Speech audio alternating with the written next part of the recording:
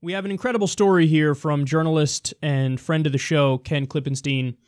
CIA documents expose the failed torture methods used on Guantanamo's most famous detainee. Repeatedly waterboarded and confined in a small box, Zubaydah failed to provide any information of value. Okay, so Abu Zubaydah is a terrorist and is pretty well known at this point. So this isn't about him as much as it's about look at the process that the U.S. government was involved with and what they were carrying out. And what does it say about us? Because remember, the majority of people who ended up in Guantanamo Bay, totally innocent. Totally innocent. What happened is the U.S. government under Bush and Cheney cut a deal with warlords in Afghanistan and Pakistan and said, look, we'll pay you if you send us Al-Qaeda guys because we were attacked on 9/11 and we want to get these guys.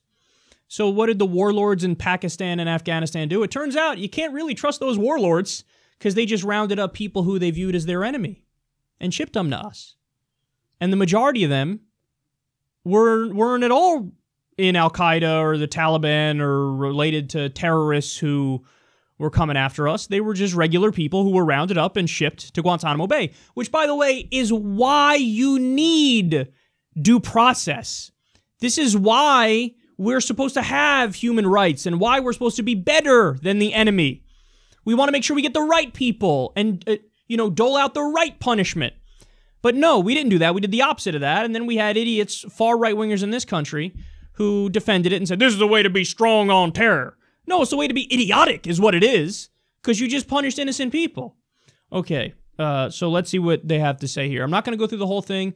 I'll leave the link in the video description box. You can read through the whole article, but I want to give you a taste of some of this is new information that we got as a result of the great investigative journalism done by Ken Klippenstein. So here's what they say. The CIA documents depict a cooperative Zubaydah who maintains throughout that he has no more information beyond what he shared initially with the FBI. The documents make frequent references to his captor's desire to induce a sense of hopelessness that would force him to talk. Mitchell, let me pause. Mitchell is, I think, a psychologist who was paid by the CIA. I think he got $80 million or thereabouts to, oversee the program and determine what's okay and what's not okay. And as you're about to see, Mitchell had no standards. Mitchell was flat out in favor of torture and advocating torture and giving them directions to torture. So listen, they say Mitchell tries to instill despair not just through overt methods like waterboarding and constricting Zubaydah's movement within small boxes, but also through subtle tactics focused on disorientation and isolation from human contact. In one instance, Mitchell's attempts to enhance Zubaydah's sense of isolation went well beyond the weeks he spent in solitary confinement. The documents describe Mitchell's plan to minimize even the human contact afforded by visits from medical staff who are required to wear uniforms of solid color, conceal their facial features and skin, and wear tinted goggles. The medical staff were required to use hand signals to deprive Zubaydah of hearing human speech. The security team followed the same procedures but instead wore solid black uniforms. The disorientation process was no less thorough. The documents describe Mitchell's plans to put Zubaydah in a state of pharmaceutical unconsciousness whenever he was transported, even on a visit to the hospital. Mitchell required natural light be strictly prohibited in favor of bright lights along with an all-white, colorless environment. The documents frequently describe a constant white noise intentionally produced even during harsher methods like waterboarding. Finally, Mitchell scrupulously ensured that everything Zubaydah experienced, interrogations, medical care, etc., was completely unpredictable, forming no predictable schedule. Among the most shocking revelations in the files is the fact that the CIA engaged in torture even before it received the legal authorization from the Bush administration's infamous torture memos, which were signed on August 1st, 2002. For example, one document dated April 24th, 2002, over 3 months before the CIA would receive authorization to employ enhanced interrogation techniques, describes Zubaydah being subjected to 76-hour periods of deprivation and a stereo playing loud rock music to enhance his sense of hopelessness. The document also notes the authorization for the use of a confinement box on Zubaydah. So the CIA and the government went rogue in allowing torture in the first place with the torture memos from the Bush administration. But they're saying the CIA went rogue long before that. They were torturing before they even got the approval. Now, the approval is meaningless and it's bullshit because it violates the Eighth Amendment protection from cruel and unusual punishment. It's brazenly unconstitutional. But even before they had the approval of the executive branch, they were like, yeah, let's torture. And they were doing it. They go on to explain here, and we learn from the Senate torture report. So loud music torture, as they alluded to here. What you do is you play loud music pretty much all day, every day, and you make the person go fucking crazy. You bury them alive. You do mock burials, so they think, that's it, I'm going to die now, and they're going to bury me alive. You show them pictures of their family and talk about hurting their family and raping their family. There was hypothermia torture, where you throw cold water on them, leave them in a cold cell, and then come back in the morning. One person actually died as a result of that, and by the way, that detainee was totally innocent. There was anal feeding, which, let's keep it real, is anal rape. You're shoving a tube up somebody's ass, and you're pumping food, liquefied food up there. And by the way, they spoke to doctors about this afterwards, and they were like, yeah, that's not really a thing. So they're saying anal feeding as if it's like somehow more, credible than if they were just anally raping somebody. But that's what they were just anally raping people. That's what they were doing. So the list goes on and on. Sleep deprivation, classic form of torture. Waterboarding as they went on. But, you read through the details and you find out waterboarding may even be the least of the egregious ones. So the fact that people focus on that to the exclusion of the ones I just mentioned is like, whoa. But Zubaydah even lost his eye. He lost one of his eyes from the torture methods they used on him. And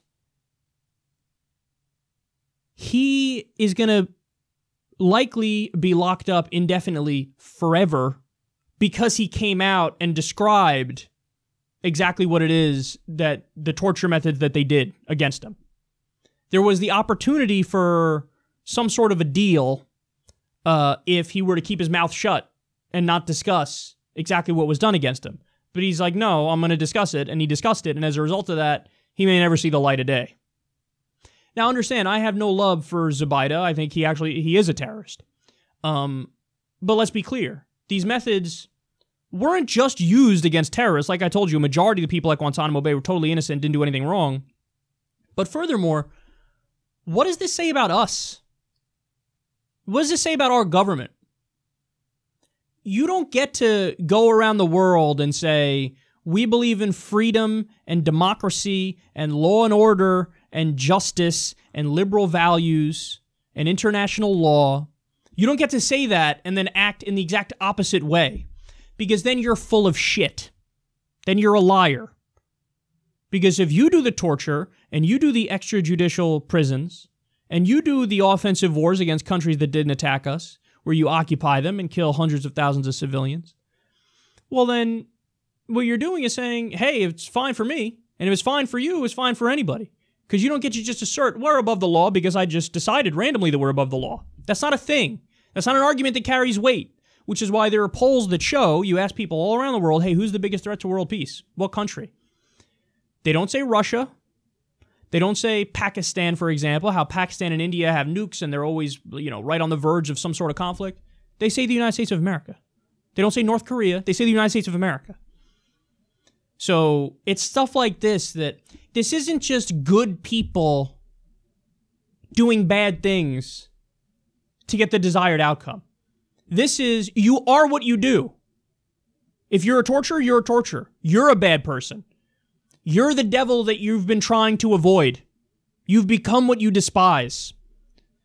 And all the disgusting, grotesque rationalizations and mental gymnastics that you get from people across the political spectrum in the U.S. about us when we do torture, it's grotesque.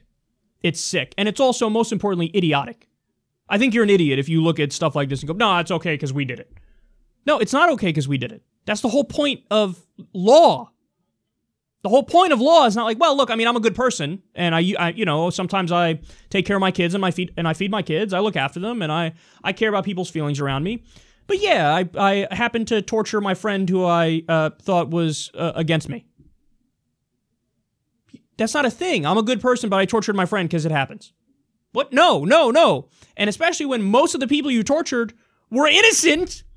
But even that, like, when you're talking about people who are guilty, there's evidence that shows torture is still not the way to go. The way you get more information, even James Mattis, a guy Trump picked, a former general who Trump picked for his administration, is like, yeah, I get more with a case of beer and a conversation than I get with torture. Torture doesn't work. You want to undermine the ideology of the person you're talking to. So they think, oh, big, evil, infidel Americans, they're the problem. If you're talking to somebody who's actually a terrorist, what happens if you roll out the red carpet for them and undermine their ideology and make them question everything they think they know about you? Then maybe you get some information. It turns out when you torture people, they'll only tell you what you want to hear. Which is why some of the information for the war in Iraq was from people we tortured, somebody we tortured. Yes, Iraq did 9/11, thank you. They told us that because we tortured them. So we got the answer we wanted to hear. It wasn't the right answer, it wasn't accurate, it wasn't true. So it doesn't work. Torture doesn't work, but on top of it not working, it's also immoral and unethical, and it says a hell of a lot more about you than the people that you're torturing. And now we know they were torturing even before they got the approval from their higher-ups. So standard operating procedure. If that leads you to believe, hey, maybe the U.S. has been torturing every step of the way, you're right to think that. That's exactly what it is. It's not like the CIA, which has a history of overthrowing democratically elected governments to put in fascist puppets to serve our corporations. It's not like previously they were moral, and then Bush came along and said, I grant you the ability to torture, and then they did it. They were doing it all along. Bush and Cheney giving it their blessing was the next step. The new step of, I say we're above the law, and I say it's not even torture, it's enhanced interrogation, so fuck off. Anybody else around the world who is now going to engage in the same actions? There you go, man. There you go. This is what your government is doing with your money in your name.